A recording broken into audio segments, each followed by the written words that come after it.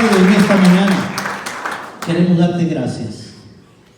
Gracias por tu presencia, porque tu palabra dice que cuando nos reunimos 2 o 3 en tu nombre, Señor, tú has prometido estar aquí. Nosotros creemos con todo nuestro corazón, porque tu palabra dice que tú no eres hombre para que mientas. Te creemos, Padre, cuando tú dices, ahí estoy yo con ustedes. Queremos sentir tu presencia, queremos escuchar tu palabra, Padre, y queremos que abras nuestro entendimiento, nuestro corazón, y que, Señor, dispongas la actitud en nuestro corazón de ser obedientes a tu palabra. Señor, gracias por tus hijos que se reunieron esta mañana. Gracias, Señor, porque estamos aquí con la intención de alabarte, glorificarte, porque solo tú eres merecedor de gloria, honra y alabanza de parte de tu pueblo. Señor, ayúdanos a estudiar tu palabra, a entenderla, Padre, bajo la dirección de tu Santo Espíritu, Señor amado. Te lo suplicamos y te damos gracias, en el nombre y los méritos de Jesús. Amén, Señor. Amén. Tomen asiento mientras nuestros hermanos de la alabanza bajan. Gracias, hermanos.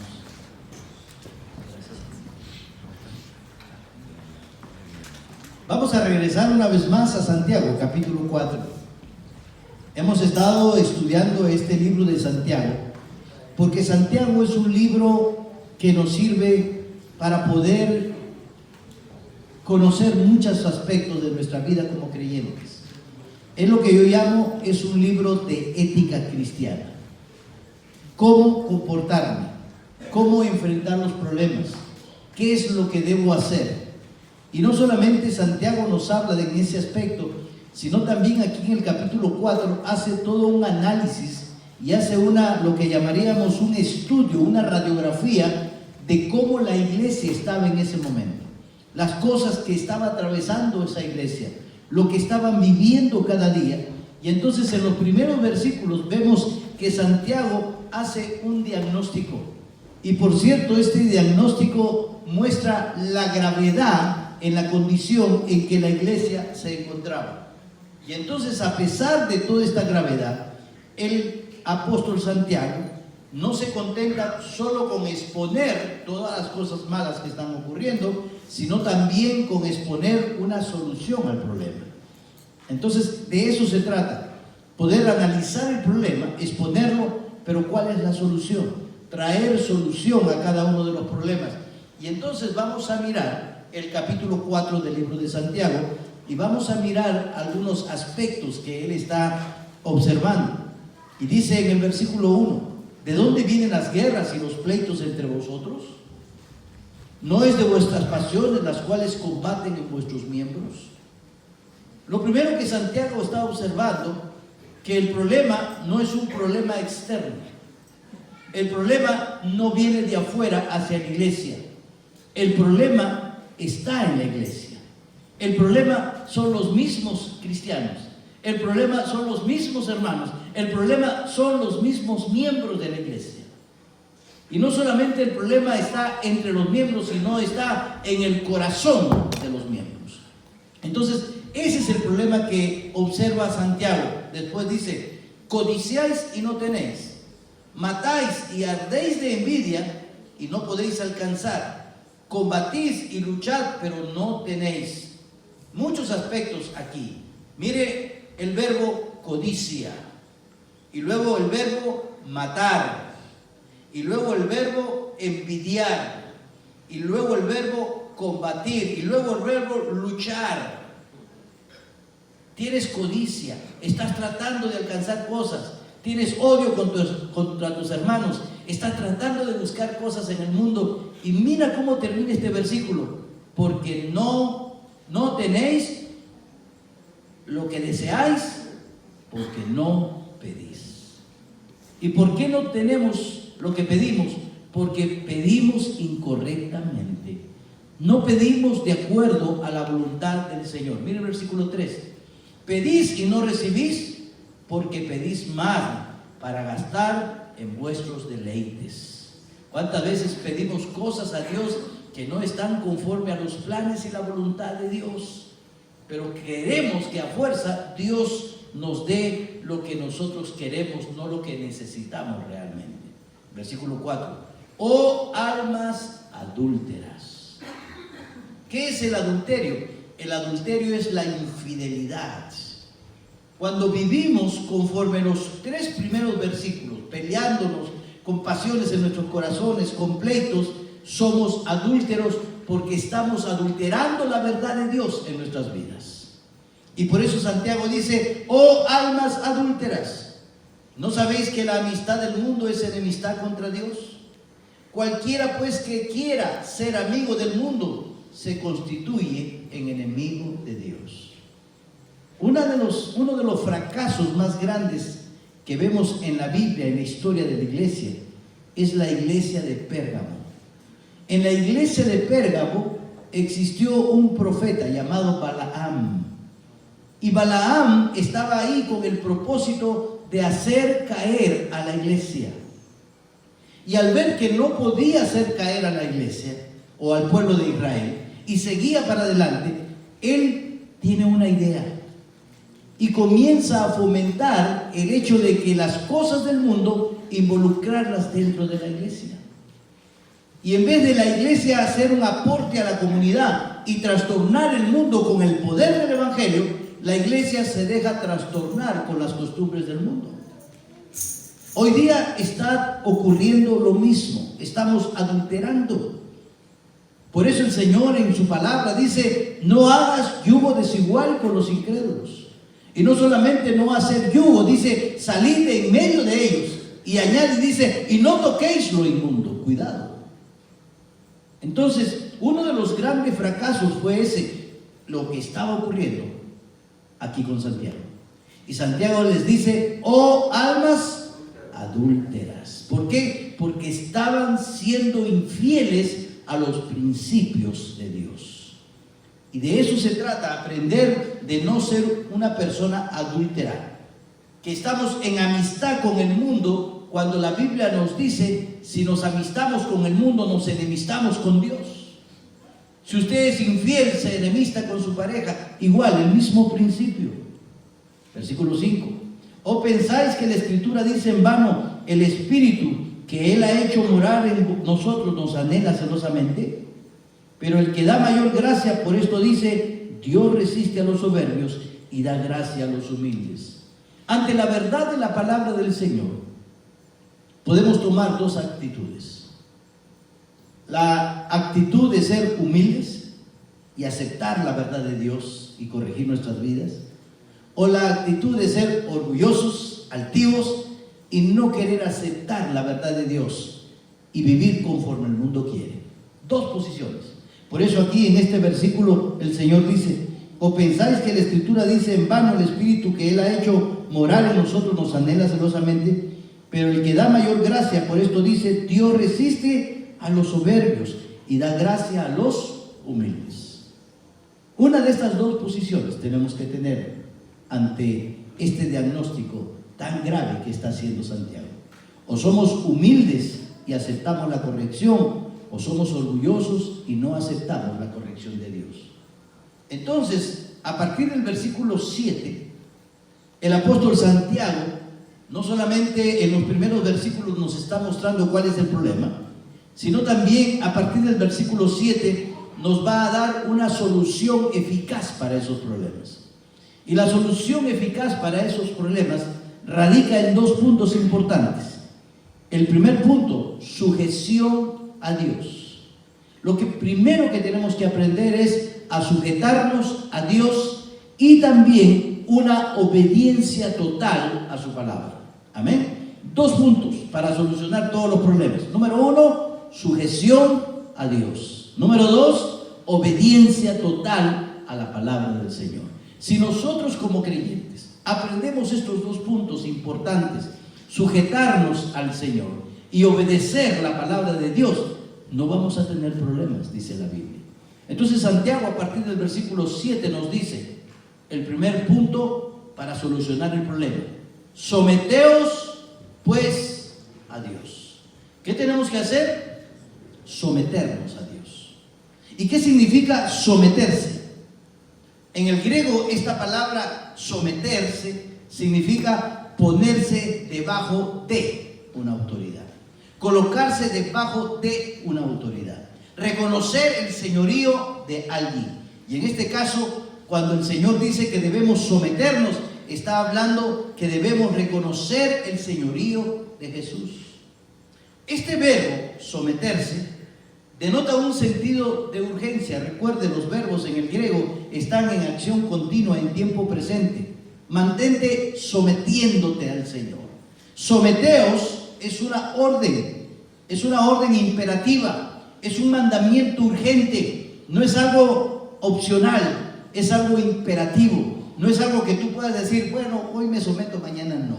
No, someteos pues al Señor es estar en sentido de urgencia, en un sentido de subordinación, pero al mismo tiempo urgente y bajo subordinación, pero voluntaria. Por eso leímos el libro de Deuteronomio 10:12 hace un instante. El Señor pidiéndole a su pueblo. ¿Qué le está pidiendo? Regresemos un momentito al libro de Deuteronomio, capítulo 10. Mire conmigo. Deuteronomio, capítulo 10. El versículo 12. Recuerde que estamos hablando de someternos al Señor. Pero no es un sometimiento, aunque Dios lo puede hacer. Cuidado. Él tiene la autoridad. Él establece su voluntad. Pero a pesar que Él tiene ese poder para hacerlo, todavía el Señor nos pide algo. Esto nos enseña que el Señor quiere que tú te sometas en una manera voluntaria. No por obligación, sino en una forma voluntaria. Mira lo que dice. Ahora sí vamos a analizar bien este versículo. Ahora pues, quien quiera que seas tú, ¿qué pide Jehová tu Dios de ti? Wow. ¿Qué pide Jehová tu Dios de ti? Dios está pidiendo algo. Dios está solicitando algo. Dios es un caballero y nos dio la capacidad de decidir. ¿Qué pide Jehová tu Dios de ti? Sino que temas a Jehová tu Dios. Es decir, respeta a Dios. Ten un temor reverente delante de Dios. Sino que temas a Jehová tu Dios, que andes en todos sus caminos. Está hablando de obediencia. Obediencia. Que andes en todos sus caminos, que andes en todos sus preceptos y que lo ames. Y que lo ames no solamente de palabra, de labios hacia afuera, como en cierta oportunidad él mirando a la nación de Israel, él dijo, este pueblo me ama solo de labios, pero su corazón está lejos de mí. No, esa es la petición que hace el Señor. Él quiere que te sujetes, Él quiere que te subordines, Él quiere que te sometas, pero te lo pide porque es algo al mismo tiempo urgente, pero también es en calidad de voluntario. Que andes en todos sus caminos y que lo ames y lo sirvas a Jehová tu Dios con todo tu corazón y con toda tu alma. Entonces, cuando estamos mirando este verbo someterse, estamos hablando en un sentido urgente, en un sentido rápido y en un sentido voluntario. Aunque la voluntad de Dios, Él no la imparte en una forma arbitraria, sino en una forma en que cada uno de nosotros voluntariamente, Dios quiere que le obedezcamos, no en forma forzada, sino en forma voluntaria. En cierta oportunidad, el Señor le está dando instrucciones a Moisés para la construcción del tabernáculo. Y entonces cuando Moisés mira todo lo que el Señor le da por instrucción, él dice, bueno, ¿y de dónde voy a sacar el oro, la plata, las piedras preciosas, el lino fino, los púrpura y tantas cosas que se necesitaban para la construcción del tabernáculo? La misma prenda que usaba el sumo sacerdote era una prenda real, tenía diamantes, zafiros, piedras preciosas, es decir, pero muy costoso. Y entonces Moisés, me imagino, le dice al Señor, bueno, y Señor, ¿y de dónde? ¿De dónde voy a sacar esto si no hay? ¿Dónde? Entonces el Señor le dice, pídale al pueblo. Al cabo, el pueblo salió riquísimo de Egipto, ¿verdad que sí? Lo defalcó a Egipto. Y ¿saben un dato curioso? Desde esa época, Dicen los economistas y los historiadores que Egipto nunca más económicamente levantó. Fue un desfalco total, porque tuvieron que pagar los 400 años que tuvieron cautiva la nación de Israel. Y el Señor es así, es justo. Y entonces el Señor sabía que la población tenía muchas riquezas. Pídale al Señor, pero mira la condición. Éxodo capítulo 25, versículo 2. Aunque es un Dios todopoderoso, aunque es un Dios que puede ejercer su voluntad arbitrariamente, porque Él es Dios, mira lo que pide Éxodo capítulo 25, versículo 2. Le dice a Moisés el Señor: di a los hijos de Israel que tomen para mí ofrenda de todo varón que la diere de su voluntad, de corazón, tomaréis mi ofrenda. En otras palabras, le está diciendo: el que no da de su corazón y de su buena voluntad, no, ni se lo recibas. Ni se lo recibas. Yo no sé si usted se ha percatado de algo. Yo casi en los 18 años que tenemos aquí, yo muy pocas veces predico de los diezmos. Y hay hermanos que me dicen: pastor, pero hay que predicar de los diezmos. Le enseñamos, pero cada uno le va a dar a Dios de todo su corazón. Y eso es lo que Dios va a bendecir. Que sea algo voluntario, que sea algo que sale de su corazón.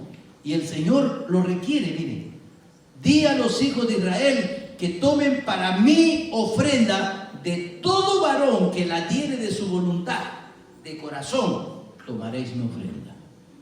Si no la da de su voluntad, ¿qué dice?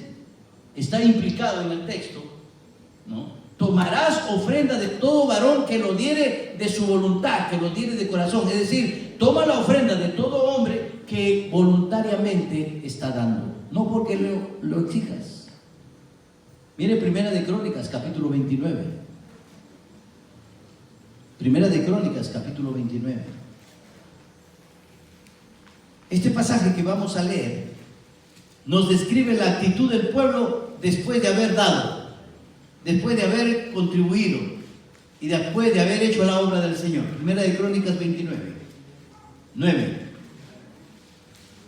Miren, cuando damos de corazón, cuando damos realmente de mucha voluntad, y se alegró el pueblo por haber contribuido, ¿qué dice?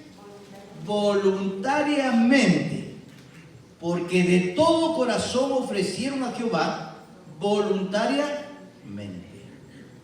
Esa es la idea. Sométase a Dios, obedezca la palabra de Dios para solucionar todos los problemas, pero hágalo de forma voluntaria. Hágalo urgentemente, hágalo con esa actitud correcta, pero de forma voluntaria. Si lo va a hacer a regañadientes, si lo va a hacer obligado por las circunstancias, si lo va a hacer, bueno, pues ya el pastor lo dijo, hay que hacerlo, no lo haga, mire. Sométase al Señor de una forma voluntaria. Este vocablo, someteos, es un vocablo militar, es una orden categórica. Cuando estamos en el ejército, yo aprendí algo. Las órdenes se cumplen sin dudas ni murmuraciones, había un lema. Aquí en el ejército no venimos para decir, bueno, si lo tomaré en cuenta lo hago y si no, no. No, las órdenes se cumplen, no importa. Había otro dicho que había en el ejército: las cosas difíciles las hago en el momento, las imposibles un minuto después. Mire esa concientización. Las difíciles las hago ahorita, las imposibles, deme un minuto. Porque así te meten eso en la cabeza. Cuando el Señor está diciendo, someteos, ahora, es una orden militar. Porque el Señor nos trata así, siempre hace esa analogía entre el creyente y el soldado, ¿verdad? Así que esta expresión militar describe la actitud de un soldado que precisamente se ha puesto bajo las órdenes superiores. En el libro de Mateo, en el capítulo 8, encontramos la historia de un centurión romano. Este centurión romano tenía un criado en casa que estaba enfermo y sufría de muchos dolores. Entonces el centurión, como amaba a su siervo, era un buen hombre, este centurión, Y recuerde, nota, le llamaban centurión porque tenía 100 hombres a su cargo. O sea, era un militar que tenía un regimiento de 100 hombres, por eso el nombre centurión. Y entonces él va a buscar a Jesús. Él encuentra y aprende de que la solución la tenía Jesús. Y entonces llega y le dice: Señor Jesús, en mi casa tengo mi criado que está enfermo y muy adolorido. Y el Señor le dice: bueno, yo iré y lo sanaré. Y el centurión le dice: no, Señor, solo di la palabra. Solo di la palabra y será hecho. Y pone la analogía y dice: porque yo también estoy bajo autoridad. Yo tengo soldados y le digo a este: ven, y viene. Al otro le digo: trae, y trae. Y así es en el ejército. Las órdenes se cumplen. Y entonces él hace esa analogía y le dice: tú di la palabra, Señor. ¿Y quién no se va a someter a tu orden? Qué interesante, ¿verdad? Esa es la idea cuando Santiago dice: someteos, orden de Dios. No es el pastor diciéndolo, no, es Dios diciendo: someteos pues a Dios. No está diciendo sométete a la autoridad de la iglesia solamente, aunque eso es parte de la enseñanza bíblica. Pero en este punto está diciendo: sométase pues a Dios. No solamente te da la orden de que te debes someter, sino te dice a quién te debes someter. Y entonces la orden es completa: someteos pues a Dios. Estar bajo el control de Dios, estar bajo alguien superior, en este caso Dios mismo. El creyente debe aprender a ser un soldado sujeto a la autoridad que es el Señor. Mire conmigo 2 de Timoteo capítulo 2. 2 de Timoteo capítulo 2. El apóstol Pablo, haciendo esta analogía del creyente como soldado, le dice a su hijo en la fe, Timoteo, 2 de Timoteo capítulo 2, versículo 3, le dice: tú, interesante, ¿verdad? ¿Con qué palabra empieza? Tú. Y esto es algo personal. Yo te puedo decir a ti tú, y tú me puedes decir a mí tú. Es decir, que esto implica a todos nosotros, ¿verdad? Tú. Dice: tú pues sufre penalidades como buen soldado de Jesucristo. Wow. Sufre penalidades como buen soldado de Jesucristo. Aquí la idea que está mostrándonos Pablo, no solamente la analogía de ser un soldado, sino de ser un buen soldado.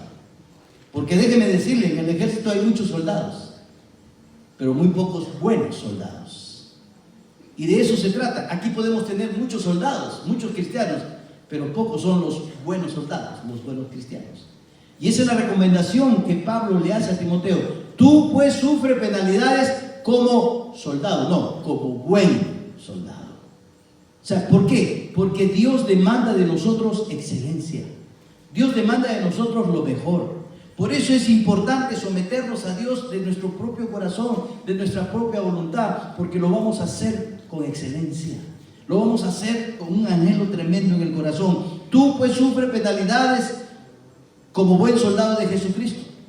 Ninguno que milita, es decir, ninguno que está en la iglesia, se enrede en los negocios de la vida. Por eso el apóstol Pablo, cuando escribe Romanos capítulo 12, dice: no te conformes a este mundo, no te amoldes a este mundo, no seas como este mundo, no sigas las costumbres de la corriente de este mundo. En cierta oportunidad los cristianos entraban a una ciudad y vienen los hombres a acusarlos y van a las autoridades y dicen: ¡hey! Los que están trastornando el mundo entero ya llegaron aquí.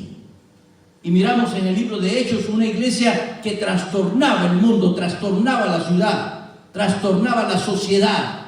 Hoy día no es así. Hoy día el mundo trastorna la iglesia. Hoy día el mundo entra a la iglesia y se infiltra en la iglesia, y la iglesia es trastornada por el mundo, y en vez de no amoldarnos al mundo, nos amoldamos al mundo y hacemos cosas que hacen en el mundo.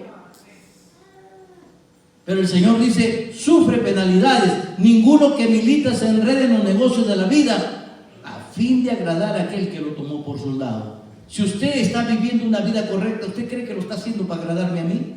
No. Usted está aquí para agradar a Dios, yo también. Yo no estoy aquí para agradarlos a ustedes, estoy aquí para agradar al Señor que yo sirvo. Mi vida tiene que agradar a Dios, su vida tiene que agradar a Dios, porque Él fue el que lo tomó a usted como soldado. Usted está a despensas de Él, bajo la autoridad de Él. Tenemos que quedarnos bajo la autoridad, someternos bajo la autoridad y servir a nuestro Señor. Algunas palabras, no solamente de reproche del Señor, sino yo creo que también palabras de tristeza. Cuando Él en el libro de Lucas, capítulo 6, versículo 46, dice: ¿por qué me llamáis Señor, Señor, y no me obedeces? ¿Por qué me llamas Señor? No me llames Señor. Pero muchas veces nosotros tenemos esa facilidad de palabra: ay, es mi Señor. La pregunta es: ¿le obedecemos? Cantamos: Señor Jesús es tu Señor. ¿Sabe lo que implica el señorío de Cristo? Implica que estás aquí para hacer su voluntad y nada más que su voluntad. Pero muchas veces nos encontramos en una vida como en un camino, en una disyuntiva. El mismo Señor Jesucristo lo entendió. Y en el libro de Mateo capítulo 6, Él dijo: ninguno puede servir a dos señores. O sirves a uno y quedas mal con el otro, o sirves al otro y quedas mal con el uno. De tal manera que ninguno puede servir a Dios y al mundo, a Dios y a las riquezas. Cada uno de nosotros tomamos la decisión de someternos o no someternos. Yo le enseño la palabra del Señor, usted decide si se somete o no. Pero deje de llamar al Señor Señor si realmente usted no le está obedeciendo. Cuando miramos el Salmo 23, dice: Jehová es mi pastor. ¿Verdad que sí? A mí no me sirve decir Jehová es el pastor de Daniel.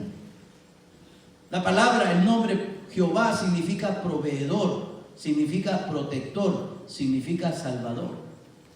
Entonces lo que el salmista está diciendo: Jehová es mi salvador, Jehová es mi libertador, Jehová es mi proveedor, Jehová es mi salvador. Qué interesante decir es mío. Pero me sirve de algo decir Jehová es el salvador de Daniel, Jehová es el proveedor de Daniel, Jehová es el protector de Daniel. Qué bueno que es todo eso para Daniel, pero a mí también me importa que sea para mí. Por eso aquí estamos hablando de algo importante, de algo importante. Sométete a Dios, porque bajo la autoridad del Señor Él puede bendecirte. Y entonces eso es importante. Estamos hablando de una relación personal. Una relación personal con el Señor. Cuando nos estamos sometiendo bajo nuestra voluntad, entramos en una relación íntima y personal con el Señor. Lo segundo que el apóstol Pablo está enseñando en este versículo 7, después de decir someteos pues a Dios, lo siguiente que dice: resistid al diablo. Una cosa trae como consecuencia otra. Si tú no te sometes al Señor, no puedes resistir al diablo. Si tú no estás bajo la voluntad y la autoridad del Señor, difícilmente puedes resistir al diablo. El diablo nos va a ganar. Si nosotros como iglesia no nos sometemos a la autoridad del Señor voluntariamente y a la obediencia de su palabra, entonces no vamos a resistir al diablo. Por eso muchas veces sucumbimos. Analice su propia vida. ¿Por qué es que yo hago cosas que la Biblia dice que no las haga? ¿Por qué sucumbo ante la tentación del diablo y en vez de obedecer a Dios hago lo que Dios me prohíbe? ¿Por qué? ¿Por qué? Pregúntese. ¿Por qué no puedo resistir la tentación? Sencillamente porque no te has sometido a Dios. En las matemáticas modernas dice que el orden de los factores no altera el producto, ¿verdad? En la matemática de Dios no. El orden de los factores sí altera el producto. El primer factor que nosotros encontramos es someternos a Dios. Y después que nos sometemos a Dios, podemos resistir al diablo. No podemos decir, vamos a resistir al diablo sin sometimiento a Dios. Por eso el factor primero, y en ese orden, es someterse a Dios. Y el resultado de ese sometimiento voluntario es que vamos a poder resistir al diablo. También, cuando la Biblia dice resistir, es un verbo en una forma imperativa y también es una expresión militar. A veces había una colina que tomar y era humanamente imposible hacerlo. Pero venía una orden del alto comando militar y decía, hay que tomarla. ¿Y qué cree que hacían los soldados? Bueno, a ver, vamos a pensarlo, a ver si el próximo año empezamos. No, para ayer era tarde. Ahora, como dice el gabacho, right now, así decimos, ¿verdad?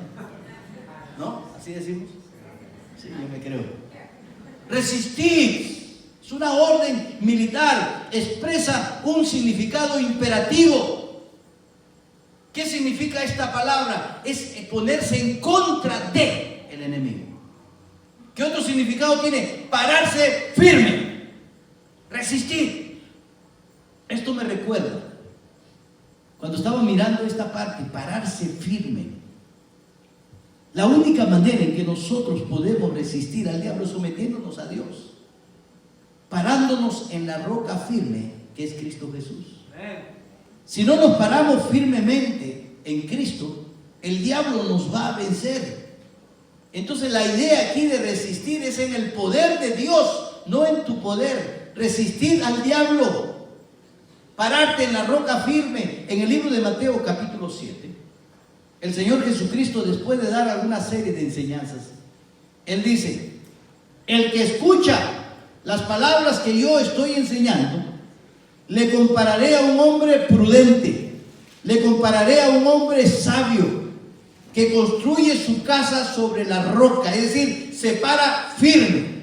Vienen los vientos, golpean fuerte las aguas y suceden un montón de cosas y la casa se mantiene firme, no se destruye porque está cimentada en la roca que es Cristo Jesús.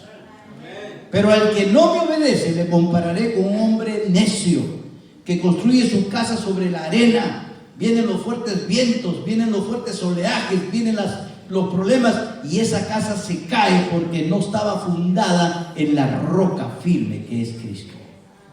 Entonces aquí cuando miramos la idea de resistir al diablo, significa pararnos. En mi país hay una costumbre allá en la sierra y también me dicen que en Japón ocurre esta, yo no he comprobado eso, pero se paran dos hombres frente a frente, uno al otro, y no se pelean a puño y a patadas como nos peleamos nosotros, ¿verdad? ¿Te acuerdas cuando estábamos en el mundo? ¿Cómo nos agarramos a trancazos con otras personas, verdad? Y yo no me acuerdo si es, aquí hay una familia peruana, si me corrigen, yo creo que es en Apurímac, una parte sur del Perú. Pero ahí hay una costumbre, celebrando una festividad de un santo. Dos hombres se paran frente a frente y comienzan a darse de trancazos, pero no a golpes, sino uno, después le toca a ti, pum, y así, uno, hasta que el que no resiste se rinde. ¿Sí, verdad? Imagínense, no, voy a escoger al más débil, no, es que aquí no hay ningún débil. Entonces, ok, frente a frente. Y comienzan a ¡pa! Un golpe, y el otro ¡pa! El otro golpe, y el otro ¡pa! Y aguantando, hasta que en algún momento uno de ellos se rinde. Esa es la idea de resistir, mantenerte firme. No importa los momentos difíciles, no importa las circunstancias, no importa los golpes. Como buen soldado de Jesucristo, dijo el apóstol Pablo, y ahí resistir al diablo es pararse firme. Y la única manera de poder resistir los embates del diablo es estar parado en la roca firme, que es Cristo Jesús. La idea aquí es un soldado que se atrinchera en su lugar de combate y está dispuesto a no moverse, a no ceder un centímetro, a no ceder un milímetro de terreno, aún a dar su propia vida por defender el territorio. Esa es la idea aquí cuando estamos hablando y hacerle frente a este enemigo. Pero ¿cómo lo resisto? ¿Cómo lo resisto? Yo recuerdo cuando estábamos en el ejército. ¿Usted ha visto las sillas voladoras en los parques de los juegos mecánicos? Allá en el ejército hay un aparato así que parece una silla voladora. Entonces yo vengo en el entrenamiento. Yo siempre he sido así bien, siempre bromeando y haciendo cosas. Y entonces miro esos asientitos así. Y el oficial dice, hay que sentarse ahí. Oh, ¿de verdad? ¡Qué chévere! Nos vamos a sentar, ese es el entrenamiento, y te sientas. Y estás sentado así como un columpio y con unas líneas aquí. No es un asiento, son como una línea donde te metes y las líneas te quedan así. Y te sientas. Bien simpático. A los 3 minutos te quieres bajar corriendo. Porque comienza un ardor, comienza un dolor. Los que han estado en el ejército y han practicado paracaidismo saben de esto. Y cuando tú te quejas, ¿sabe qué hace el sargento? Fulano, móntate encima de él. Y allá va un soldado y se escogen al más grandazo de la región y se cuelga encima tuyo. Imagínate, y tú estás ahí y pobre ti que llores y que grites. Y te confieso, dan ganas de llorar. Y entonces la pregunta dice, ¿para qué? ¿Cuál es el propósito? Pues resulta que sigue el entrenamiento y entonces te llevan a un lugar así de esta altura y te dice, tírate. Ah, qué rico, te tiras. Pero tírate pegando las rodillas, los talones, los brazos aquí como la quinita y te tiras. Y entonces saltas. Mira, ah, qué chévere, está suave esto. Después te llevan a una altura casi del techo y tírate y te tiras. Después te llevan a una torre y te dicen tírate. Entonces las cosas ya se ponen serias. ¿No? Simpático. Cuando tú estás a 15,000 pies de altura y te lanzas de un avión, a veces te lanzas por tu propia voluntad o a veces esperas la patada del oficial en la espalda que te lanza al vacío. Pero cuando tú cuentas 6 segundos, la línea estática que has tirado llega a su tope, te abre el paracaídas y se abre lo que llamamos un hongo. Cuando eso se abre, hermanos, entra el viento con una fuerza y te levanta. Si no estás bien entrenado de las coyunturas, te descoyunta. Ese es el propósito del entrenamiento. Para que estés preparado cuando llegue ese momento tan crucial. Porque si algo ocurre y no estás bien entrenado, y entonces cada vez que alguien se quejaba, el sargento decía, hey, te estoy entrenando para la guerra. Te estoy entrenando para enfrentar al enemigo. Ahí no va a estar papá y mamá para acariciarte. Cuando tú vayas al frente de batalla, ahí va gente que te quiere matar y tienes que defenderte. Para eso te estoy preparando. Así es la guerra espiritual. ¿Cómo vamos a enfrentar al diablo? Tenemos que prepararnos. No podemos ser soldados sin preparación. No hay ejército en el mundo que se atreva a poner soldados sin prepararlos, ¿verdad? Tiene que haber un entrenamiento. Igual nosotros, ¿cómo vamos a resistir al diablo? Tenemos que prepararnos. Tenemos que estar listos, tenemos que estar abusados. ¿Y cómo nos preparamos? La palabra del Señor nos enseña. Por ejemplo, en Efesios capítulo 6, del versículo 11 hacia adelante, existe lo que llamamos la armadura de Dios. Mire qué interesante. Hay que ponernos la armadura de Dios. No podemos salir a pelear. La Biblia dice en Efesios capítulo 6, versículo 11, no tenemos lucha contra carne ni sangre, tenemos lucha contra potestades, contra gobernadores de las tinieblas, con una estructura gubernamental diabólica, poderosa. Es un enemigo muy concentrado, un enemigo muy organizado, un enemigo muy adiestrado. Tiene miles de años adiestrándose. ¿Y qué tenemos que hacer? Ponernos la armadura. Escuchaba de un policía hace algunos años atrás. Ya sabes que los policías tienen, ¿cómo se llama esto? Su chaleco antibalas, ¿verdad? Y siempre este policía, por precaución, se ponía su chaleco de balas. Y un día lo llaman de emergencia, para una cosita así muy leve. Y él, por el apuro, no se pone el chaleco de balas. Y su esposa le dice, mi amor, ponte el chaleco. No, voy a hacer una cosita aquí suave. Pero póngase el chaleco, por si acaso. Voy y vengo. Nunca regresó. En esa breve escaramuza, una bala salió y le pegó en el pecho y lo mató. ¿Por qué? Porque no se puso su chaleco. Muchas veces nosotros como cristianos también salimos a la calle y no nos ponemos la armadura del Señor. Y decimos, no pasa nada. Sí pasa, estamos en una guerra. Y tenemos siempre que estar preparados, abusados. Porque en cualquier momento el diablo saca un dardo y nos lanza. En cualquier momento viene una tentación y caemos, morimos, sucumbimos. En cualquier momento una bala atraviesa nuestro pecho. La armadura de Dios. Por eso en el libro de Efesios capítulo 6 el Señor dice y nos habla de toda la armadura que necesitamos para batallar en los días malos. Así que tenemos siempre que estar preparados buscando cuáles son la armadura del Señor. Ahí lo tiene usted en Efesios capítulo 6 versículo 11. En 2 de Timoteo capítulo 2 versículo 15 Pablo le da otro tip a su hijo amado. Dice: procura con diligencia presentarte a Dios aprobado como obrero que usa, que traza bien la palabra de verdad. La palabra de verdad. Procura con diligencia.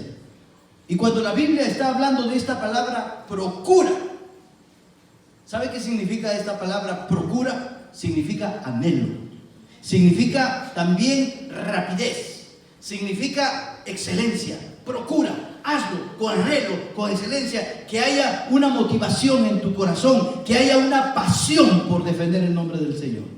Procura con diligencia presentarte a Dios aprobado como obrero. ¿Quién te aprueba? Dios, que usa bien la palabra del Señor. ¿Qué es lo que te aprueba? El saber trazar, el saber usar bien la palabra de Dios. Es decir, que tenemos que aprender para batallar, para resistir al diablo, tenemos que ser diestros con la palabra del Señor. Amén. Yo recuerdo el día que estaban en el huerto de Getsemaní, y yo también estaba ahí. Cada vez que leo la Biblia me ubico ahí. Y allá estaba el Señor Jesucristo orando. Mire qué interesante. Resistir al diablo, dice el Señor. Y Él le enseñó eso a sus discípulos. Hey, manténgase en oración, la carne es débil. Así dijo el Señor, ¿verdad? La carne es débil, hay que resistir al diablo. ¿Y qué hicieron ellos? Se durmieron. A veces yo estoy enseñando aquí y veo a algunos que están dormidos. ¿Verdad, Héctor? No se duerma, por favor. Nos dormimos plácidamente.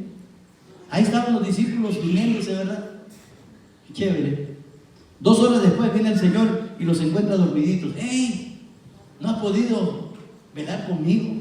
¿Cómo vamos a resistir al diablo? Orando. Los deja y se va nuevamente y otra vez los bandidos se quedan dormidos. Estos muchachos, ¿qué pasa con estos muchachos? Y se quedan dormidos. Al rato se escucha una turba. ¡Ay, palos! Y vienen allá los sacerdotes, Caifás y quién sabe quién, con sus soldados y todo el mundo a tomar prisionero al Señor Jesucristo porque este Judas lo había vendido. Y entonces Pedro se levanta así, todo soñoliento, porque no había estado orando, todo soñoliento. Y ve que lo van a tomar prisionero a su Señor, a su Maestro. El diablo va a ganar ese momento de batalla. Y entonces Pedro saca su espada. Ahí está Pedro. Se enfrenta a uno de los soldados que están ahí, a un siervo del sacerdote, y este joven se llama Malco. Y le da un certero golpe. Certero no. Le da un golpe irrisorio porque a duras penas le corta la oreja. La idea era cortar la cabeza. La idea era dar un golpe mortal. Pero en vez de dar un golpe mortal, en vez de cortar realmente la cabeza y aniquilar al enemigo, apenas le corta la oreja. Y como que el Señor le dice: oye, Pedrito, no me hagas quedar mal. ¿Cómo vas a hacer eso tan ridículo?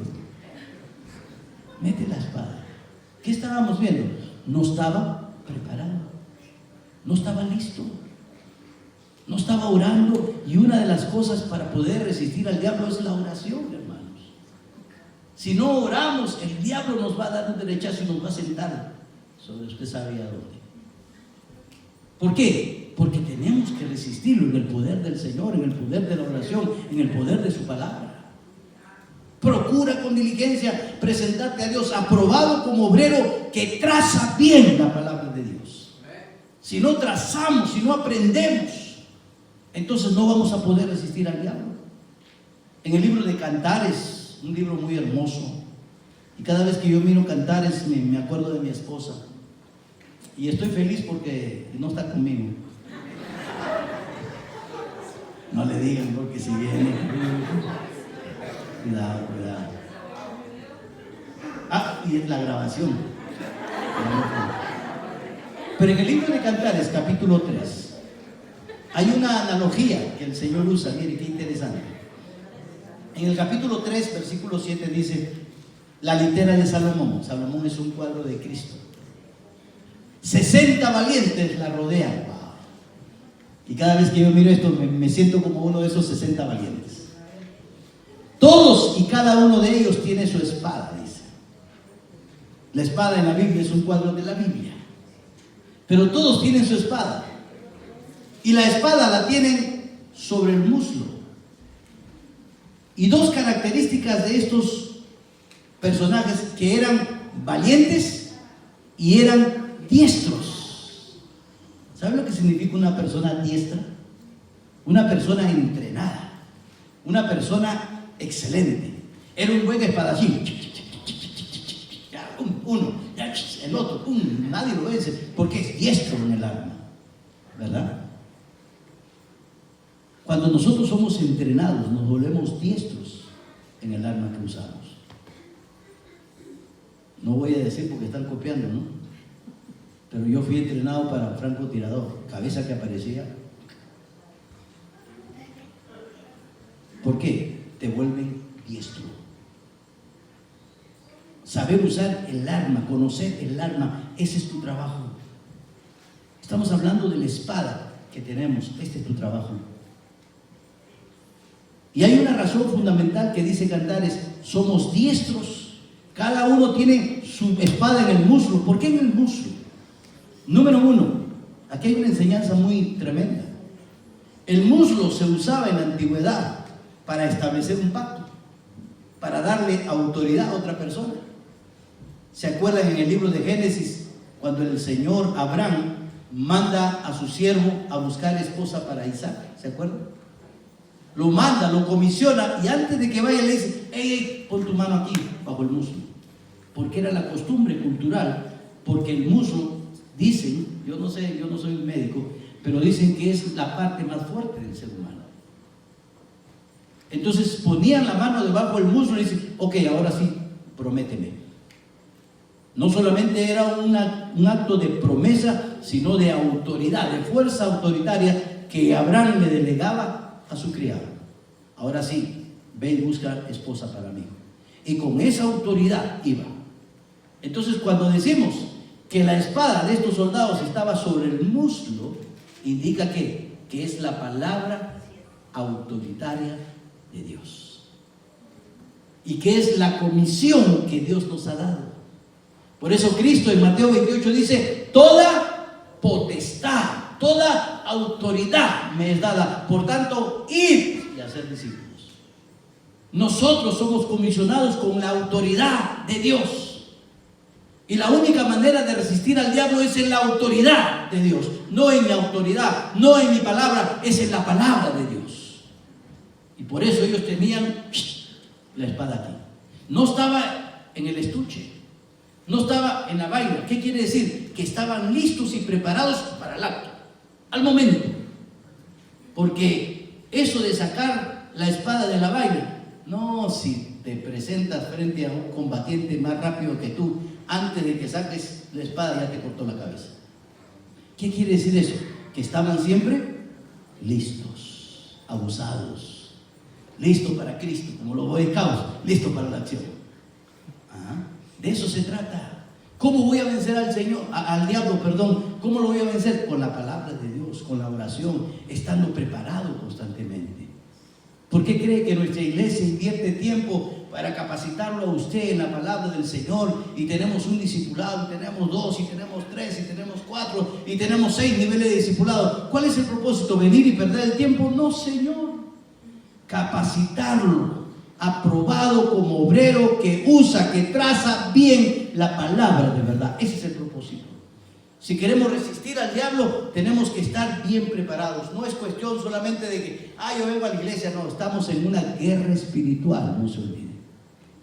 Y entonces cuando nos sometemos a Dios y cuando resistimos al diablo en el poder del Señor, en el poder de la oración, en el poder de su palabra, entonces ¿cuál es el resultado que vamos a alcanzar? Versículo 7 final. Y huirá de nosotros. ¿Qué va a hacer el cobarde? Va a huir. Va a huir. Si nosotros resistimos al enemigo, al diablo, porque esta es una guerra.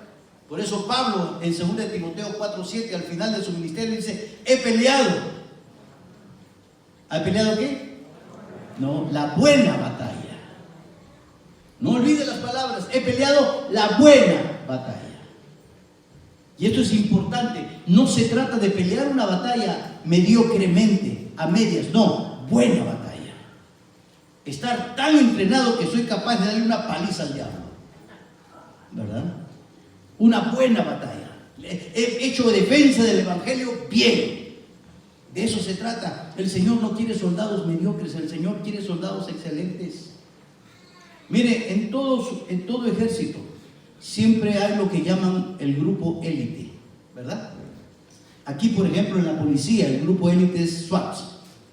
¿Y qué quiere decir qué es el grupo élite? Son policías como cualquier otro. La diferencia es que son gente especializada, entrenada, con una capacitación más alta que el común de los policías, para contrarrestar terroristas, para contrarrestar bandidos, etcétera, de cosas.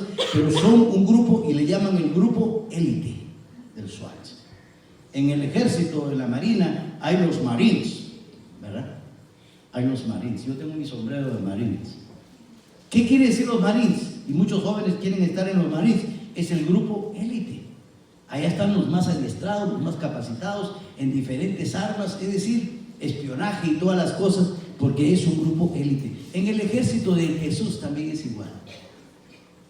O usted pertenece al grueso del común de los creyentes, o quiere pertenecer al grupo élite. ¿A cuál grupo quiere pertenecer?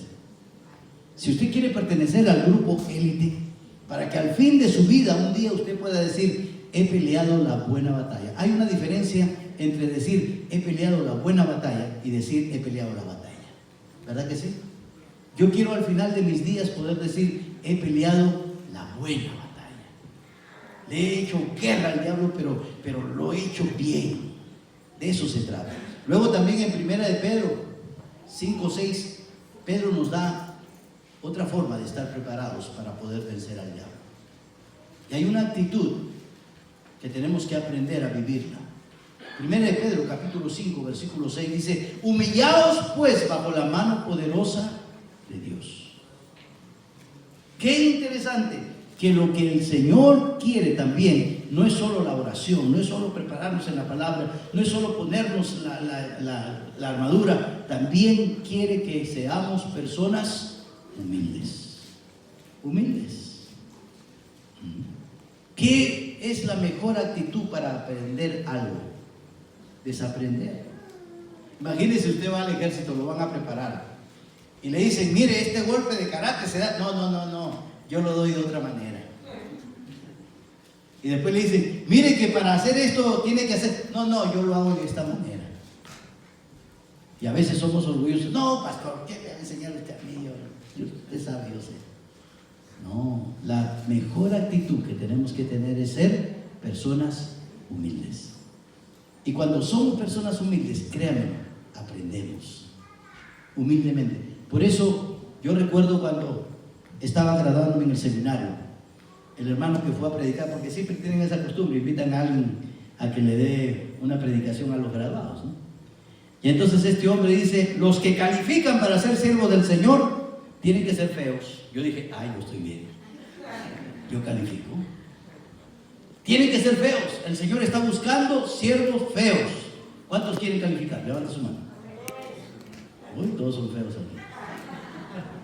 ¿Por qué? Porque F de fieles, E de enseñables. Algunos no se quieren dejar enseñar. O de obedientes y S de siervos. La única manera en que nosotros podemos presentar batalla al diablo es siendo siervos feos. A mí me gustó eso porque yo dije: yo estoy bien, no es el doble. No olvide, hermanos, que el enemigo del creyente es el diablo. Y el diablo tiene muchas caras. El adversario, que es el Satanás, es muy polifacético. Créanme. ¿Sí entendemos esa palabra, polifacético? O sea, tiene un sinnúmero de caras, se presenta de diferentes maneras, de diferentes facetas. De repente hay una joven ahí y se presenta un joven bien guapo. O por ahí hay un joven bien guapo de nuestra iglesia y se presenta una señorita muy agradable.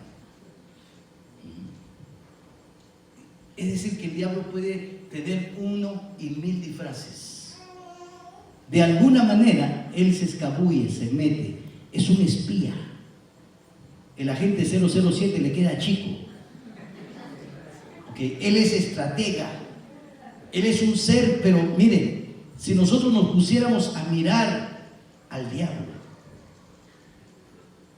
Cuando estábamos siguiendo a los terroristas, en mi época le llamaban los guerrilleros. El problema con el ejército es que nunca habíamos tenido un enemigo así. Cuando tú tienes un enemigo que es otro ejército, hay muchas estrategias que son similares. Pero cuando aparece un enemigo invisible prácticamente, que no tiene uniforme, que te da golpes traicioneros, que usa niños y estrategias increíbles que tú no podrías pensarlo, que pueden ponerle bombas a los niños y llevarlos a un sitio y hacerlos explotar para matar a la policía. Es decir, tú te quedas aterrado y dices, oye, ¿con qué enemigo invisible me voy a enfrentar? ¿Qué tuvieron que hacer el ejército? Traer a todos los oficiales y enseñarles cuál era la estrategia del enemigo. La única forma de combatir a esta gente era conociendo cómo pensaban, conociendo cómo accionaban, conociendo cuál era su estrategia, qué iban a hacer después de determinado momento. Es decir, conocer todas esas cosas porque era un enemigo fuera de lo común. Y mientras que no conocieran cómo operaba y cuál era su forma de pensar, era difícil vencerlo porque ya estaban en el norte, de pronto estaban en el sur, de pronto estaban en la selva, de pronto estaban en la ciudad de Lima, de pronto estaban donde sea, explotaba un carro bomba y nadie sabía.